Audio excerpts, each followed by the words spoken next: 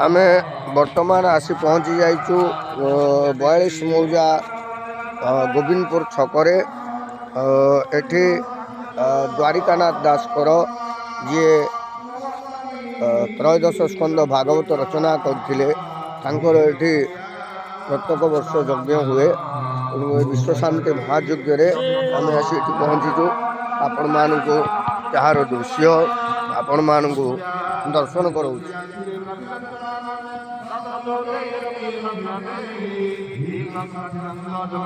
आपण माने देखंतु आ प्लीज वीडियो को लाइक करिवे शेयर करिवे।